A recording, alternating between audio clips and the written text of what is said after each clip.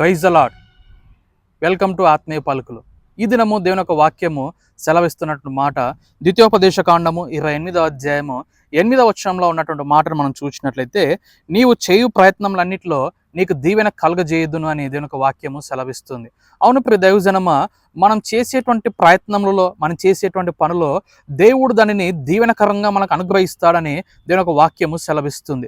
దేవుని యొక్క కృపను బట్టి, ప్రేమను బట్టి మనం చేసేటువంటి ప్రతి పనిలో దేవుని యొక్క దీవెన మనం పొందుకోవాలంటే ఖచ్చితంగా మనము ఆత్మీయులమై ఉండాలి. ఖచ్చితంగా దేవుని విశ్వసించిన వారమై ఉండాలి. ప్రతిదినము ప్రార్థన ఎందును, ఎడతెగక వాక్యం చదువుట ఎందును, వాక్యం ధ్యానించట ఎందును, ప్రతిదినము ప్రతి క్షణము దేవుని మీద ఆధారపడి హత్తుకొని ఆయన సహాయం కోసం ఎదురు చూసేటువంటి వారంగా ఉండాలి. అప్పుడే మనం చేసేటువంటి ప్రతి ప్రయత్నంలో దేవుని యొక్క దీవెన మనము చూస్తాం.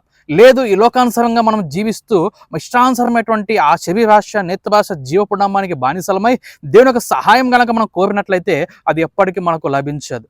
కాబట్టి దేవుని యొక్క వాక్యం సెలవిస్తుంది, దేవుడు ఆనాడు ఇజ్రాయెల్ జనాలకు ఇచ్చినటువంటి ఆశీర్వాదంను దేవుడి దినాన్ని మనకు కూడా ఇస్తూ ఉన్నాడు. అంటే మనం విశ్వసించిన దానిని బట్టి అది మన జీవితంలో జరుగుతుంది. కాబట్టి విశ్వసిద్దాము. మనం చేసేటువంటి ప్రతి ప్రయత్నంలో అది దీవెనకరంగా మనం మార్చుకోవడానికి ప్రయత్నిద్దాం. దేవుడు అట్టి గొప్ప కృప మనకు అనుగ్రహించును గాక. ఆమెన్.